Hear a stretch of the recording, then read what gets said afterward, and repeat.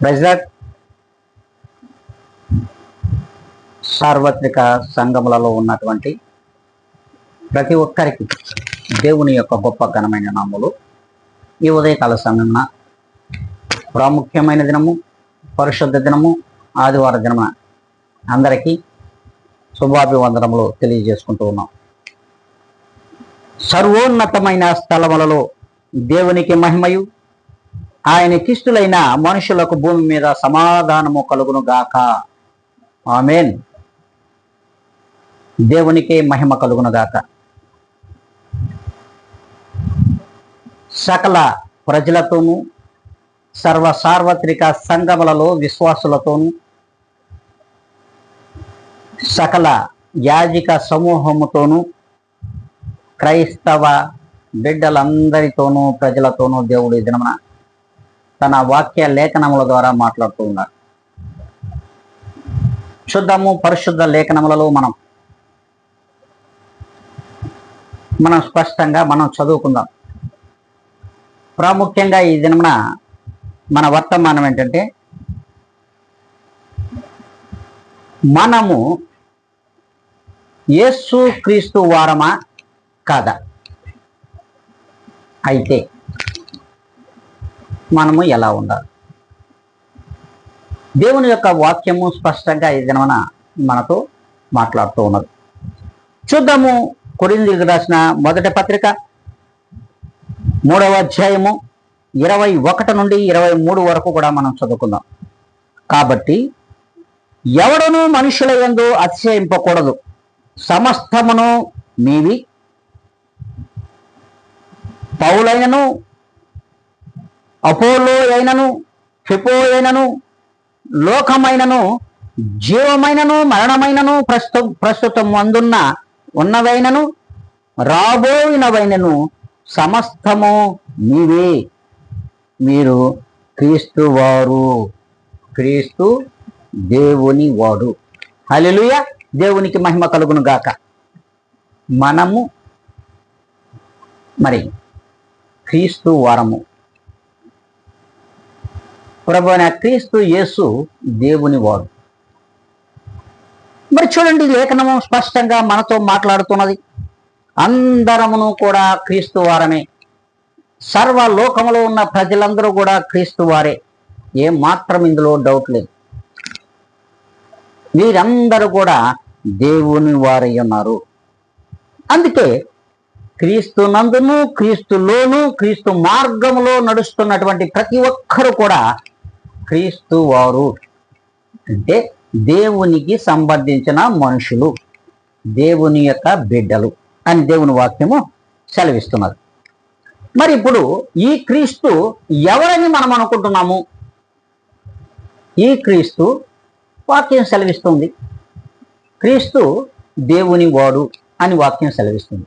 మరి ఈ క్రీస్తు మనము దేవుని వాడని అక్కడ చెప్తున్నారు, కానీ ఈ క్రీస్తు ఎవరి వారు వాక్యం స్పష్టంగా మనకు తెలియజేస్తున్నారు. ఈ క్రీస్తు ఎవరు చూద్దాము. లేఖనములలోనే స్పష్టంగా మనం చదువుకుందాం. ప్రియమైన సహోదరులారా, ప్రియమైన విశ్వాస సమూహమా, యాజక సమూహమా, సర్వజనులారా, దేవుడు స్పష్టంగానే మాట్లాడుతున్నాడు. అసలు క్రీస్తు ఎవరు అనే దానికి స్పష్టంగా లేఖనము సెలవిస్తున్నది. యోహాను రాసినటువంటి మొదటి పత్రిక 5వ అధ్యాయము 20వ లేఖనాన్ని మనం స్పష్టంగా చదువుకున్నాం. దేవుని కుమారుడైన యేసు క్రీస్తు నందున్న వారమై సత్యవంతుడు అయినటువంటి క్రీస్తు నందు ఉన్నాం మనమందరం. అయితే నిజమైన దేవుడును నిత్య జీవమై ఉన్నాడు. చూడండి, వాక్యమే స్పష్టంగా తెలియజేస్తుంది. దేవుని కుమారుడైన యేసు క్రీస్తు నందున్న వారమై సత్యవంతుని యందు మనమందరము కూడా ఎవరు ఉన్నామంటే ప్రభువైన యేసు క్రీస్తు నందు ఉన్నాము. మరి ఆయనే నిజమైన దేవుడును నిత్య జీవమునై ఉన్నాడు. హల్లెలూయా. దేవునికి మహిమ కలుగును గాక. ఆయనే నిజమైన దేవుడును నిత్య జీవమునై ఉన్నాడు. స్పష్టంగా దేవుని వాక్యం మనకు సెలవిస్తూ ఉన్నది. చూడండి, ఇట్టి దేవుని మరి యందు విశ్వాసమున్న విశ్వాస ప్రియులారా, మరి యాజిక సమూహమా, ప్రజలారా, సార్వత్రికగా సంఘములలో ఉన్నటువంటి దేవుని బిడ్డలారా, దేవుడు మాట్లాడుతూ ఉన్నాడు. ఇదన్న మనము మరి ఇప్పుడు ఎవరి వారమై ఉన్నామంటే క్రీస్తు వారమై ఉన్నాము. ఈ క్రీస్తు దేవుని వాడై ఉన్నాడు. ఆ దేవుడే నిజమైన దేవుడు క్రీస్తు అయి ఉన్నాడు. నిజమైన దేవుడు క్రీస్తు అయి ఉన్నాడు. ఆ క్రీస్తు నందు ఉన్నటువంటి మనమందరము కూడా దేవునికి పిల్లలము, అంటే దేవుని బిడ్డలము. దేవుని బిడ్డలుగా మనము పిలువబడుతూ ఉన్నాం. కాబట్టి దేవుడు అంటున్నాడు, మరి ఆ దేవుడే మనకు తండ్రి ఉంటే ఆ తండ్రి దగ్గర పిల్లలమైన మనము ఎలా ఉండాలి? మనము ఎలా ఉండాలి చూడండి.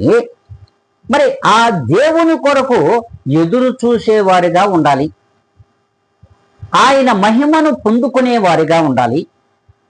ఆయన మాదిరికరమైన జీవితంలో మనమును పయనించే వారిగా ఉండాలి.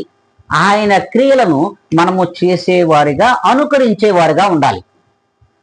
ఆయన మార్గమును అనుసరించాలి. ఆయన క్రియలను అనుకరించాలి. ఆయన యందు విశ్వాసభరితమైన జీవితంలో మనమును జీవించాలి. ఆ రీతిగా మనం ఉన్నామా? ప్రియమైన దేవుని బిడ్డలారా, ఒక్కసారి ఆలోచించుకోవాలి. ఇలా దేవుని బిడ్డలమైనటువంటి మనం, క్రీస్తు సంతానమైనటువంటి మనము ఎలా ఉండాలి? క్రీస్తు నందు అట్టి తండ్రి యందు అత్యధికమైన ప్రేమను కనపరుచుకుంటూ ఆయన ఇచ్చే, ఆయన నుండి పొందుకొని ఆ మహిమ కొరకు ఎదురు చూసేవారిగా ఉండాలి. మరి అలా ఉన్నామా? ఒక్కసారి ఆలోచించండి. అలా మనము ఉన్నామా? ఒకసారి దేవుని వాక్యం మనతో మాట్లాడుతూ ఉన్నది. దేవుడు మనతో లేఖనముల ద్వారా స్పష్టంగా మాట్లాడుతూ ఉన్నాడు. అయితే దేవుడు చెప్తున్నటువంటి మాట ఇది. అంతేకాదు, ఆయన యందు నిరీక్షణ కలిగి ఉండాలి. అంతేకాకుండా అట్టి నిరీక్షణతో కనిపెట్టుకొనిన ప్రతి వాడును ఆయన పవిత్రుడగునట్లుగా తన్ను తాను పవిత్రుడుగా చేసుకుంటాడు. హల్లెలూయా, దేవునికి మహిమ కలుగును గాక. ఎప్పుడైతే ప్రభుని యేసు క్రీస్తు నందు నిరీక్షణ కలిగి కనిపెట్టుకుని వారు ఎవరైతే ఉంటారో ఆయన పవిత్రుడగునట్లుగానే తను కూడా పవిత్రుడు అవుతాడని దేవుని వాక్యం సెలవిస్తున్నది. మరి ఇలా మనము అట్టి పవిత్రులు కావడానికి ప్రభువైన క్రీస్తు యేసు నందు విశ్వసించినటువంటి విశ్వాస జనులుగా, విశ్వాస సమూహముగా కొనియాడబడుతున్నాడు ప్రతి ఒక్కరు కూడా అంట. మరి ఆయన కొరకు నిరీక్షణతో కనిపెట్టుకొని ఎదురు చూడాలి. ఆయన మహిమను పొందుకోవాలంటే ఆయన యందు నిరీక్షణ కలిగి ఆయన కొరకు ఎదురు చూసేవారిగా ఉండాలి. మరి ఎలాంటి క్రియలతో ఉండాలి? మంచి క్రియల చేత. దేవుడు ఏ రీతిగా ఈ లోకమునకు తన్ను తాను తగ్గించుకొని ఈ లోకమునకు వచ్చాడో, మరి ఎలాంటి తగ్గింపు అంటే శిలువ మరణము పొందునంతగా తగ్గించుకున్నాడు. నీ కోసము, నా కోసము, మన కోసం. ప్రియమైన విశ్వాసులారా, దేవుడు స్పష్టంగా లేఖనముల ద్వారా మాట్లాడుతూ ఉన్నాడు. మరి ఎందుకో ఆ రీతిగా తగ్గించుకోవాల్సి వచ్చింది? ఎందుకో ఒక్కసారి మనం చూద్దాం. చూడండి, యోహాను రాసినటువంటి మొదటి పత్రికలోనే 3వ అధ్యాయము 16వ లేఖనాన్ని మనం ఒక్కసారి చదువుకుందాం. ఆయన మన నిమిత్తము తన ప్రాణము పెట్టెను కనుక దీని వలన ప్రేమ ఎట్టుదని తెలుసుకునుచున్నాము. మనము కూడా సహోదరుల నిమిత్తము మన ప్రాణమును పెట్టబద్దులమై ఉన్నాము అని యోహాను గారు స్పష్టంగా చెప్తున్నాడు. మరి ఇట్టి ప్రాణం పెట్టగలిగినటువంటి సహోదరులమైనటువంటి మనమందరము ఒకరి కొరకు ఒకరు ప్రాణం పెట్టేవారుగా ఉన్నామా? హల్లెలూయా, దేవునికి మహిమ కలుగును గాక. చూడండి, తన్ను ప్రేమించిన వారి కొరకు మన నిమిత్తం తను ఎవరిని ప్రేమించాడు? సర్వలోకమును ప్రేమించాడు, సర్వలోక ప్రజలను ప్రేమించాడు. కనుక ఆయన ప్రేమించినటువంటి మన కొరకు ఆయన ప్రాణము పెట్టాడు. అయితే మనము ఆ రీతిగా ఆయన ప్రేమించిన రీతిగానే మనము కూడా మన సహోదరుల పక్షంగా ప్రాణం పెట్టేవారుగా ఉండాలి. అంతేకాదు ప్రభుని యేసుక్రీస్తు కొరకు ప్రాణం పెట్టేవారుగా ఉండాలి. ఇక్కడ ప్రభుని యేసుక్రీస్తు తండ్రి కొరకు నువ్వు ప్రాణం పెట్టేవారుగా ఉన్నావా? ప్రతి బిడ్డ కూడా ఈ లోకంలో ప్రియమైన విశ్వాసి ఒక్కసారి ఆలోచించాలి. ఇప్పుడు తండ్రి నీ కొరకు ప్రాణం పెట్టాడు. ఆ తండ్రి కొరకు నువ్వు ప్రాణం పెట్టగలవా? ప్రాణం పెట్టేవాడుగా ఉండవా? ప్రాణం తీసేవాడుగా ఉండవా? ఒక్కసారి ఆత్మ పరిశీలన చేసుకోవాలి. ప్రియమైన విశ్వాసులారా, మనకే ఆశ్చర్యం వేస్తా ఉన్నది. తన బిడ్డల కొరకు, తను ప్రేమించినటువంటి బిడ్డల కొరకు తన ప్రాణమును పెట్టాడు. అయితే ఆ ప్రాణం పెట్టినటువంటి ఆ తండ్రి కొరకు తన బిడ్డలుగా మనము ప్రాణం పెట్టగలుగుతున్నామా? లేదు. అయితే నిన్ను ప్రేమించేటటువంటి అంటే నీ సహోదరుల కొరకు నువ్వు కూడా ప్రేమ ఎట్టిదో అని ప్రభువుల వారు నీకు స్పష్టంగా రుచి చూపించాడు. దేవుని ప్రేమ ఏ రీతిగా ఉంటుందో ప్రతి మానవునికి కూడా ఆయన రుచి చూపించాడు. మరి అట్టి ప్రేమను నీవు నీ సహోదరుల పక్షంగా నువ్వు చూపించినట్లయితే వారికి కూడా నువ్వు ప్రాణం పెట్టేవాడిగానే ఉంటావు. నా సహోదరుల కోసం నేను ప్రాణం పెడతాను అని యోహాను గారు అంటున్నారు. మరి ప్రియమైన సహోదరులారా, దేవుని బిడ్డలారా, ఒక్కసారి ఆలోచించండి. మనము ఈ రీతిగా ప్రాణం పెట్టే సహోదరుల్లో ఉన్నామా? దేవుని కొరకు ప్రాణం పెట్టే బిడ్డలుగానైనా ఉన్నామా? లేము. మరి దేవుని కొరకును దేవునిలోనూ ఉన్నట్టు విశ్వాసాల కొరకు ప్రాణం పెట్టేవారుగా ఉన్నామా? లేము. ఏ రీతిగా చూసినా ప్రభువుకు తగిన వారుగా మనం కనబడడం లేదు. ప్రభువుకు మాదిరికరమైన జీవితాలు మన దగ్గర లేవు. అందుకే ప్రభు అంటున్నాడు, నన్ను పోలి మీరు నడుచుకోండి. నన్ను పోలి నీవు నడుచుకుని అని దేవుని వాక్యము సెలవిస్తూ ఉన్నది. నన్ను పోలి నడుచుకోమంటున్నాడు. కానీ ఆయనను పోలిని మనం నడుచుకోలేకపోతున్నాం ఈ లోకంలో. కారణం, లోకము వైపు మనము వెంపర్లాడుతూ తిరుగులాడడమే. లోకములో ఉన్నదంతయు కావలయును, అందరికంటే నేను బాగుండాలి అని ఆపేక్ష కలిగి, లోక ఆపేక్ష కలిగి జీవించడమేనని దేవుని వాక్యం సెలవిస్తున్నాడు. ఈ రీతిగా నువ్వు ఉండగలిగిన నాడు దేవునిలో మనము దేవుని వారము కాము, దేవుడైన ప్రభుని యేసుక్రీస్తు వారము కాము. అందుకే దేవుడు ఈ దినమున మనతో మాట్లాడుతున్నటువంటి మాటలు, మరి ఇట్టి ప్రాణం పెట్టగలిగే వారిగా ఉండాలి. దేవుని కొరకు ప్రాణం పెట్టే వారిగా మనం ఉండగలిగిన నాడు ఆ తండ్రి కొరకు మనం ప్రాణం పెట్టగలిగే వారిగా ఉన్నామా? ఇది సాధ్యమా? ఒక్కసారి ఆలోచించండి ప్రియమైన దేవుని బిడ్డలారా. అంతేకాదు, ఎప్పుడైతే నీ సహోదరుల కొరకు నువ్వు ప్రాణం పెట్టగలవో అప్పుడు నువ్వు దేవుని వారం. చెడు కార్యములు కానీ, చెడు తలంపులు కానీ, చెడు ఆలోచనలు కానీ, చెడు మార్గములు కానీ, చెడు అన్వేషణ కానీ నీలో ఏ మాత్రము కూడా కనబడకూడదు. ఆ ఆలోచన అసలే నీకు రాకూడదని దేవుని వాక్యం సెలవిస్తున్నాడు. ఆ ఆలోచన నీకు కలలో కూడా రాకూడదు. అప్పుడు మాత్రమే నీవు దేవుని వాడవు, దేవుని పిల్లలము. అందుకే మీరు నిజముగా దేవుని వారమై ఉండాలి అనే ఆలోచన, ఆ తపన ప్రతి విశ్వాసికి ఉండాలంట. అలా ఉన్నామా లేదా అనేది ఒక్కసారి ఆత్మ పరిశీలన చేసుకోండి. మరి ఈ రీతిగా ఉండాలంటే మరి అలా ఈ రీతిగా ఉండాలి అనుకుంటే ప్రియమైన విశ్వాసులారా, మనం ఎలా ఉంటామో ఒక్కసారి ఆత్మ పరిశీలన చేసుకోవాల్సిన అవసరం కూడా లేకపోలేదు. వాక్యంలోనే మా దేవుడు మాట్లాడుతున్నాడు, వాక్యంతోనే మనకు దేవుడు చూపిస్తూ ఉన్నాడు. అంతే కదంట.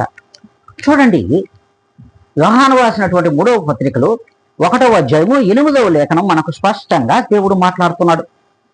మనము సత్యమునకు సహాయకులం అన్నట్టు, అంటే సహాయకులము అంటే క్రింద బైబిలు ఫుట్నోట్లో జత పనివారము అని లిఖించబడి ఉంటుంది.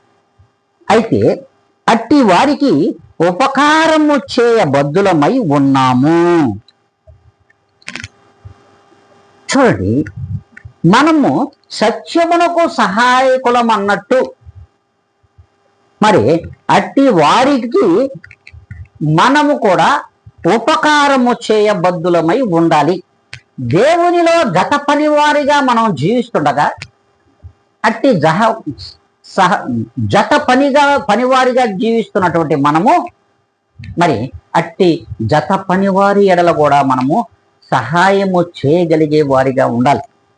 అంతేకాదు, ఇతరుల పక్షముగా కూడా మనకు తోచిన సహాయము చేయగలిగే వారిగా ఉండాలి. దేవుని వాక్యమే సెలవిస్తున్నది. ఎందుకంటే నీ ద్వారా ఎవరైతే సహాయం పొందాలని ఆశ కలిగి నీ దగ్గరకు వచ్చారో నీవు చేయదలిసిన సహాయము నీవు చేయము అని దేవుని వాక్యం సెలవిస్తున్నది. మరి అలా మనం ఉన్నామా? ఒక్కసారి ఆత్మ పరిశీలన ప్రతి విశ్వాసికి అవసరం. సార్వత్రిక సంఘములలో ఉన్నటువంటి నడుపుచున్నటువంటి సేవకులకు కూడా అవసరం, కాపర్లకు కూడా అవసరమే. మరి ఇట్టి సత్యాన్ని మనం ప్రకటించే వారిగా ఉండాలి. అంతేకాకుండా నీతికి నిజాయితీకి మారు పేరుగా ఉండాలి. చూడండి, సత్యాన్ని నువ్వు అంటే సత్యము ఇక్కడ దేవుడై ఉన్నాడు. ఇట్టి సత్యమును నువ్వు ప్రకటించే వారిగా ఉండాలి. ఇట్టి సత్యమును నువ్వు ప్రకటిస్తూ ఉన్నావంటే నీతికి నిజాయితీకి కూడా మారు పేరుగా ఉండాలి. అంటే నీ శత్రువుకు కూడా నువ్వు హాని చేయకూడదు. అంటే ఉపకారమే చేయాలి, కానీ అపకారము ఎన్నడూ కూడా నువ్వు చేయకూడదని దేవుని వాక్యం సెలవిస్తుంది. అయితే చూడండి, దేవునిని చూస్తున్నటువంటి మనము ప్రతి విషయంలో ఉన్నట నిబ్బరము కలిగి ఉండాలి, నిరీక్షణ గలవారమై ఉండాలి, లోకనాదులకు దూరంగా ఉండాలి. లోకనాదులకు దూరంగా ఉండాలి. మత కుల ఛాందసానికి చాలా దూరంగా ఉండాలంటే వీళ్ళు. అందుకే మెలకువతో ఉండాలని దేవుని వాక్యం సెలవిస్తుంది. హల్లెలూయా, దేవునికి మహిమ కలుగును గాక. చూడండి, ఇట్టి వారు ఎప్పుడైతే నువ్వు నీతికి నిజాయితీకి మారు పేరుగా నువ్వు ఉండాలని దేవుని వాక్యం సెలవిస్తున్నదో ఇట్టి వారు దేవునికి జత పనివారై ఉంటారు. అంటే ప్రతి విషయంలో కూడా నువ్వు నిబ్బరము కలిగి ఉండాలి, నిరీక్షణ కలిగి ఉండాలి, మెలకువగా ఉండాలి. అంతేకాదు, లోకనాదులతో నువ్వు జత కట్టకూడదు. అలాగే వివాదాల జోలికి అసలే పోకూడదు. మరి నీవు మెలకువగా ఉండమని దేవుని వాక్యం సెలవిస్తుంది. మరి ఇలా మనం ఉంటున్నామా? ఒక్కసారి మనము ఆత్మ పరిశీలన చేసుకోవాల్సిన అవసరము ఎంతైనాను ఉన్నదని దేవుని వాక్యం సెలవిస్తున్నాడు. నీకు ఉన్నదంతా ప్రభువైన యేసుక్రీస్తు నందున్నదే అని మనము తలంచాలి. నీకు ఈ లోకంలో ఏదైనా ఉన్నది అనుకుంటే అది యేసుక్రీస్తుదే, వేరొకరిది కాదు. క్రీస్తు యేసు నందు నువ్వున్నావు, నీ యందు క్రీస్తు ఉన్నాడు, నీలో క్రీస్తున్నాడు, నువ్వు క్రీస్తుకి బిడ్డవు.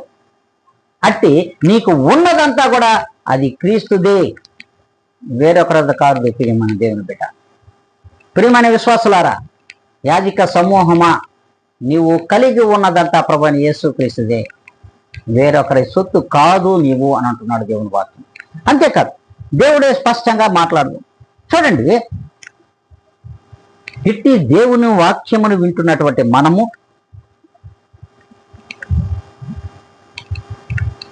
ఇట్టి మాటలు విందామా, వదిలేద్దామా? ఆలోచించుకోవాలి. ఇట్టి మాటలకు మనం కట్టుబడి ఉందామా, లేకపోతే వదిలేసుకొని ఉందామా? నువ్వు ఇట్టి మాటలకు నువ్వు కట్టుబడకపోతే ప్రభువైన యేసుక్రీస్తును వదిలేసినట్టే, నువ్వు విశ్వాసం కాదు. నువ్వు వేషధారివని అర్థం.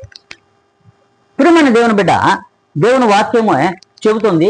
పౌలు గారు ఈ రీతిగా మనతో మాట్లాడుతున్నాడు. చూడండి, పేతురు రాసినటువంటి మొదటి పత్రిక 5వ అధ్యాయము 8వ లేఖనం. పేతురు రాసినటువంటి మొదటి పత్రిక 5వ అధ్యాయము 8వ లేఖనం. నిబ్బరము గలవారమై మెలకుగా ఉండుడి. మీ ఉరేది అయిన అపవాది ఎవరిని మృంగుదునా అని గర్జించి సింహం వాళ్ళే వెదకుచున్నాడు. చూడండి, నీవు నిబ్బరము గలవాడివై మీరు ధైర్యముగా ఉండుడి, ప్రభువు కొరకు నిరీక్షణ కలిగి అని వాక్యం సెలవిస్తా ఉన్నది. ఇలా నువ్వు లేకపోతే ఈ లోకములో ఉన్నటువంటి అపవాది గర్జించు సింహము వలె ఎవరిని మృంగుదునా అని ఎదురు చూస్తున్నాడంట. ఆ ఎదురు చూపులో నువ్వు పడ్డావంటే మస్ అయిపోతావంటే అయిపోయింది, నీ చాప్టర్ క్లోజ్. అందుకే దేవుని వాక్యం స్పష్టంగా చెప్తా ఉంది. అందుకే నువ్వు ఇలా ఉండు అంటున్నారు పేతురు. నిబ్బరము గలవాడవై ధైర్యంగా ఉండు, ప్రభువులో నిరీక్షణ గలవాడవై ప్రార్థనలో ఉండు. నిన్ను గర్జించు సింహమే కాదు, ఎన్ని సింహములు వచ్చినా కూడా నిన్ను ఏమీ చేయలేవు. అప్పుడు దేవుడు నీ చుట్టూ అగ్ని కంచె వేసి ఉంటాడు. ఆయనే ప్రభువుని యేసుక్రీస్తు. ఆయనే ప్రభువుని యేసుక్రీస్తు. చూడండి, అంతేకాదు పేతురు రాసినటువంటి 2వ పత్రికలో చూడండి, 1వ అధ్యాయము 5 నుండి 9 వరకు కూడా ఒకే మాట చెప్తున్నాడు. ఈ హేతువు చేతనే మీ మట్టుకు మీరు పూర్ణ జాగ్రత్త గలవారై. చూడండి, ఈ హేతువు చేత, ఈ కారణము చేతనే మీ మట్టుకు మీరు జాగ్రత్త గలవారై ఉండుడి. అలాగే విశ్వాసమును, సద్గుణమును, జ్ఞానమును, ఆశ నిగ్రహమును, సహనమును, భక్తి, సహోదర ప్రేమ, దయ మీలో అమర్చుకోండి అంటున్నాడు. వీటన్నిటినీ మనం అమర్చుకొనగలిగినట్లయితే చూడండి, ప్రభువు వారు ఏమని చెప్పాడు? పూర్ణ జాగ్రత్త గలవారై. విశ్వాసము నీలో ఉండాలి. ప్రభువైన యేసుక్రీస్తు స్థిరమైన విశ్వాసం నీలో, సద్గుణములు ఉండాలి, మంచి గుణగణములు ఉండాలి, దేవునికి మాదిరికరమైన గుణగణములు, జ్ఞానం ఉండాలి, దేవుని యొక్క జ్ఞానముతో నువ్వు ఈ లోకంలో జీవించాలి, ఆశ నిగ్రహం ఉండాలి. అంతేకాదు సహనం ఉండాలి, భక్తి ఉండాలి, సహోదర ప్రేమ ఉండాలి, దయ కూడా నీలో ఉంటే నీలో అమర్చుకోమంటున్నాడు. వీటన్నిటినీ నీవు అమర్చుకోగలిగితే దేవుడు నీలోనే ఉన్నాడు. హల్లెలూయా, దేవునికి మహిమ కలుగును గాక. ఇవన్నీ ప్రభువైన యేసుక్రీస్తులో ఉన్నాయి. ఇవన్నీ కలిగినటువంటి ఈ ప్రభువైన యేసుక్రీస్తు నీలో ఉన్నాడు. నీవు క్రీస్తు వారమై ఉన్నావు. మనమందరము క్రీస్తు వారమై ఉన్నాము. మరి ఇట్టి గుణగణములు కలిగినటువంటి ప్రతి ఒక్కరు కూడా ప్రభువైన యేసుక్రీస్తును అత్యధికంగా ప్రేమిస్తారు, యేసుక్రీస్తు ద్వారా ప్రేమింపబడతారు. చూడండి, అందుకే నీలో ఇట్టివి అమర్చుకో, నిన్ను అపవాది ఏమీ చేయలేడు అని దేవుని వాక్యం సెలవిస్తుంది. ఇవి మీకు కలిగి విస్తరించిన ఎడల మన యేసు క్రీస్తును గూర్చిన అనుభవ జ్ఞానం విషయంలో మీరు సోమరులు కారు, నిష్ఫలము కారు. ఇట్టి గుణగణములన్నిటినీ అమర్చుకున్నటువంటి మీరంట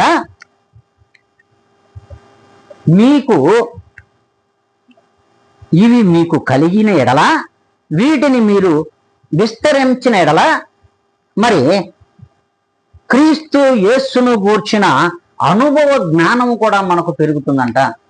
ఇవన్నీ ఏనాడైతే మనము కలిగి ఉంటామో, ఇవి కలిగినటువంటి మనము ప్రభువైన యేసు క్రీస్తునందు అనుభవ జ్ఞానము కలవారమై ఉంటాము. అప్పుడు మనము నిష్ఫలము కాము, అసలు సోమరులమే కాము. ఈ లోకంలో సోమరులు ఎలా ఉన్నారో మీకు తెలుసు. ఈ లోకంలో ఎట్టి పనికిరాని వారుగా తిరుగులాడుతున్నారో వారు నిష్ఫలమైన వారు. అంటే దేనికి పనికిరారు వాళ్ళు, ప్రార్థనకి పనికిరారు, విశ్వాస జీవితానికి అసలే పనికిరారు, దేవుని యందు భయభక్తులు అసలే ఉండవు వీళ్ళు సోమరులు, వీరు పనికిరాని వారని దేవుని వాక్యం సెలవిస్తా ఉన్నారు. అందుకే దేవుని కూర్చున్నటువంటి అనుభవ జ్ఞానము కావాలి. ఆ జ్ఞానము ప్రభువైన యేసుక్రీస్తునందు ఉంది. యేసుక్రీస్తు నందుండగా యేసుక్రీస్తు బిడ్డలైనటువంటి పిల్లలైనటువంటి విశ్వాసులలోను మరి కాపరుల్లోను సేవకులలోను పుష్కలంగా అనుభవ జ్ఞానం ఉండాలంటున్నాడు. ఇట్టి జ్ఞానం ఉంటే మనము సోమరులం అస్సలం కాము, దేవుని యందు మరి అత్యంత అనుభవ జ్ఞానము కలవారమై ఉంటాము అని దేవుని వాక్యం చేస్తుంది. అందుకే చూడండి, ఇవి ఎవరికైతే ఉండవో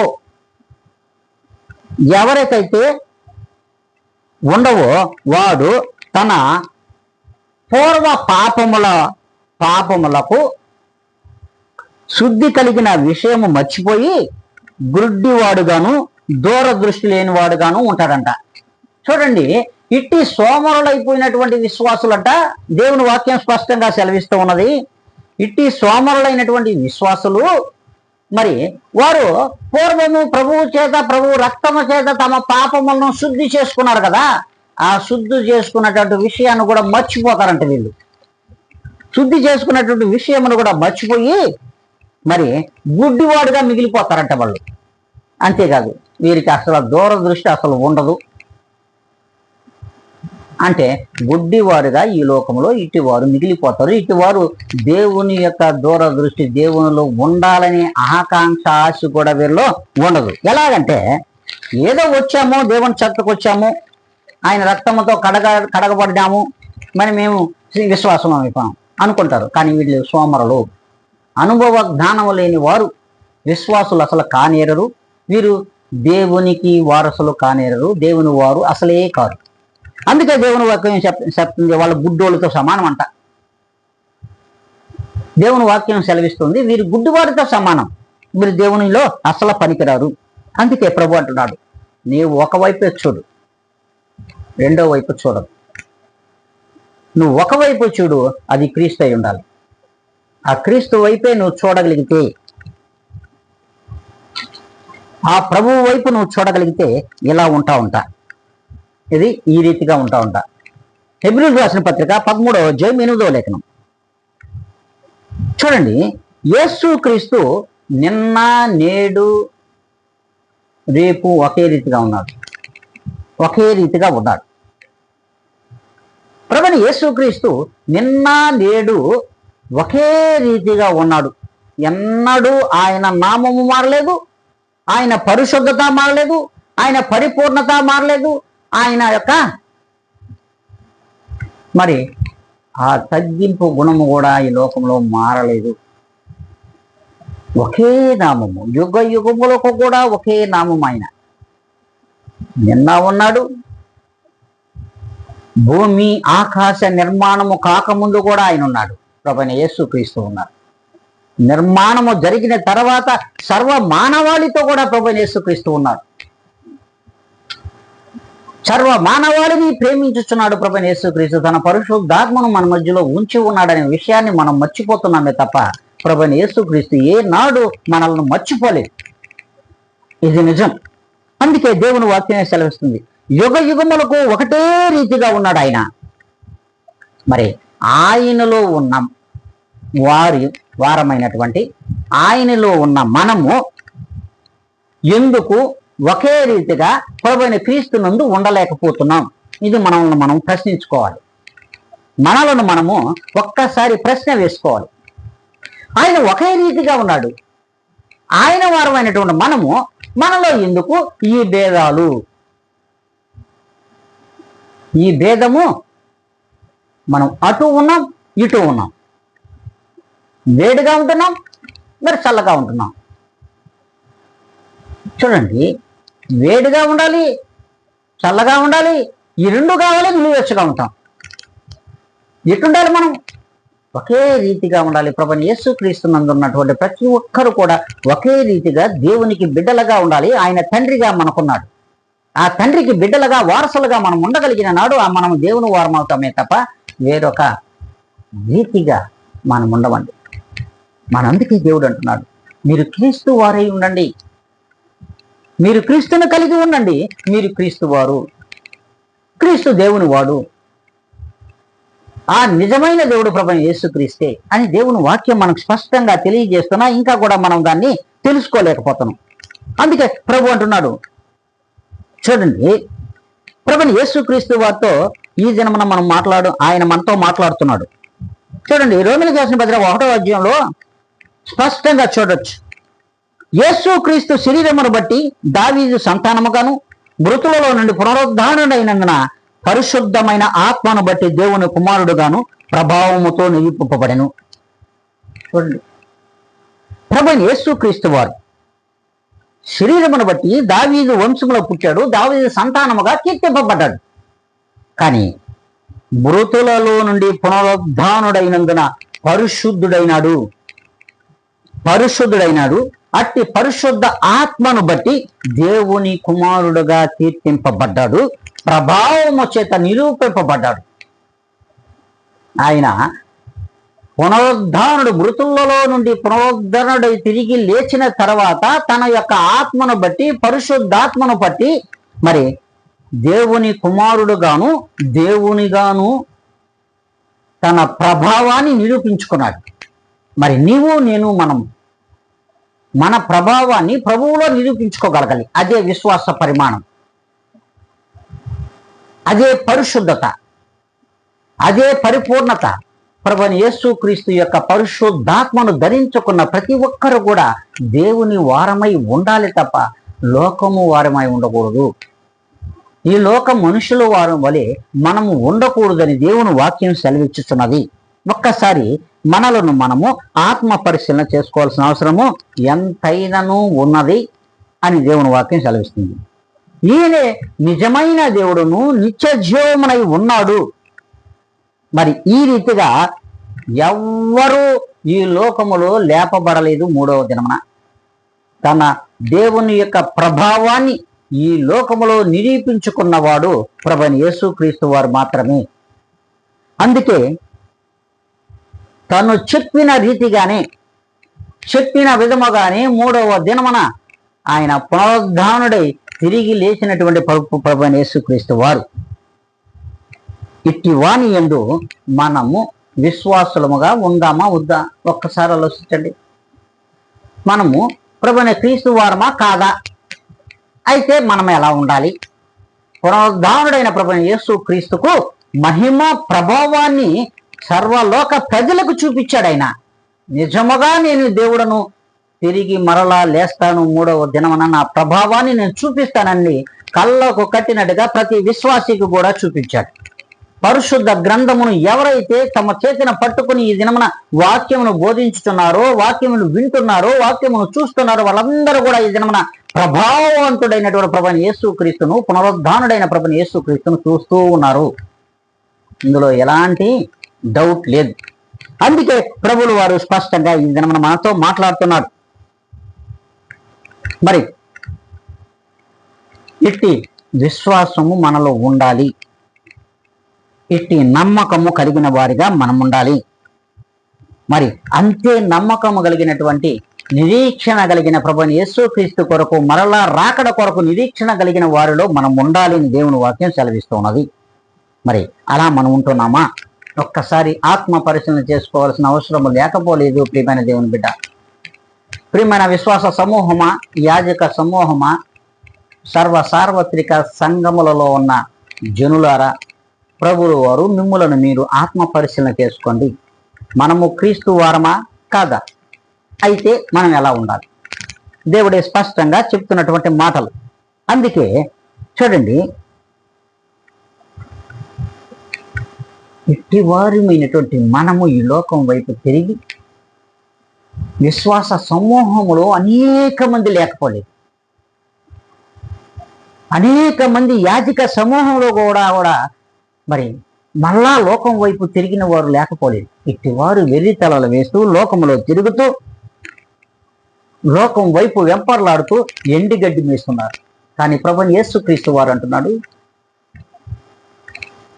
నా యందు నిత్య జీవమును నేను ఇస్తున్నాను, అంతేకాకుండా ఆత్మీయ ఆహారమును నేను ప్రతి ఆదివారం ప్రతి విశ్వాసికి అందిస్తూ ఉన్నాను.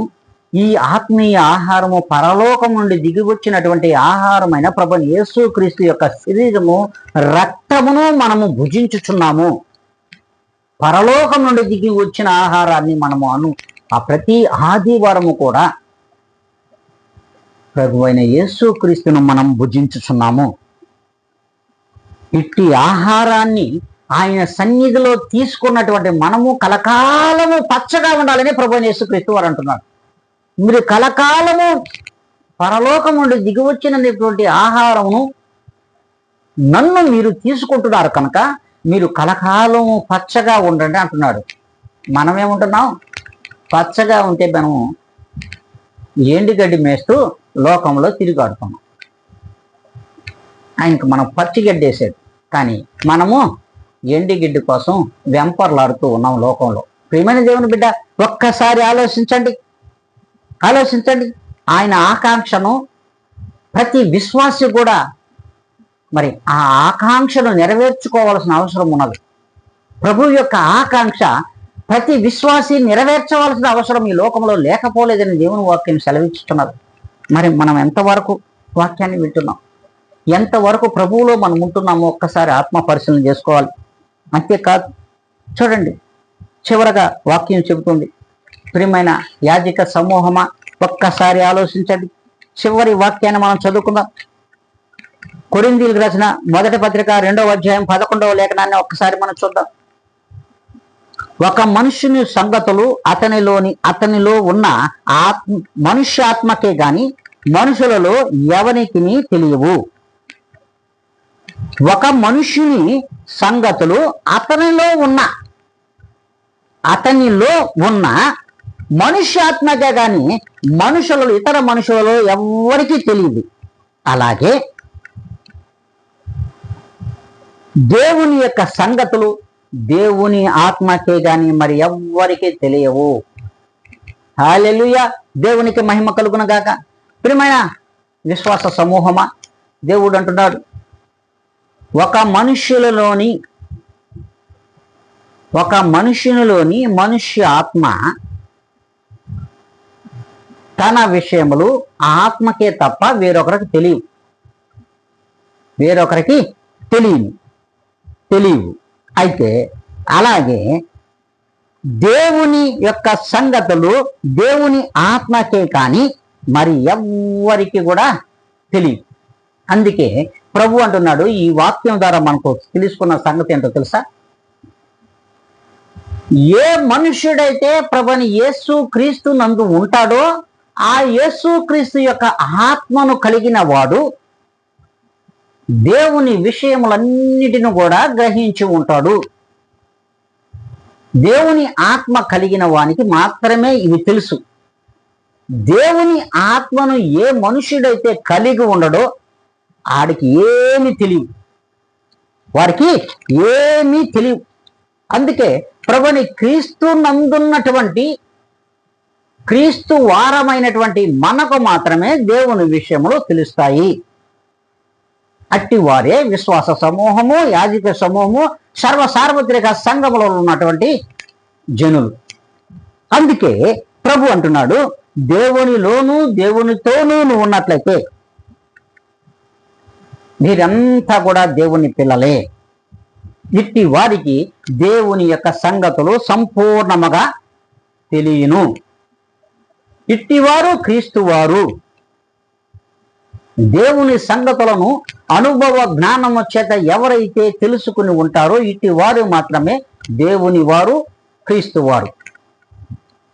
కాబట్టి దేవుడు చెప్తున్నటువంటి మాట, దేవుని యొక్క జ్ఞానమును, ఆయన యొక్క విషయములను సంపూర్ణముగా ఎవరైతే నమ్మకము, విశ్వాసము కలిగి, నిరీక్షణ కలిగి ప్రభువు కొరకు ఎదురు చూస్తూ ప్రభువు యొక్క బిడ్డలుగా, క్రీస్తు యొక్క వారగా మనం ఏ దినమైతే ఉంటామో ప్రభుని యేసుక్రీస్తు యొక్క ప్రతి విషయమును కూడా మనం కూలంకషంగా నేర్పిస్తాడు. ఇట్టి జ్ఞానము కలిగిన వారు దేవుని వారు, ఇట్టివారు క్రీస్తు వారు. ఇట్టి వారందరికంట దేవుని కృప, ఆయన కాపుదల సదాకాలము దయచేయునుగాక. ఇట్టి వారందరికీ దేవుని యొక్క కృప, ఆయన కాపుదల మెండుగా దయచేయునుగాక. ఆమెన్. హల్లెలూయా. దేవునికే మహిమ కలుగునుగాక.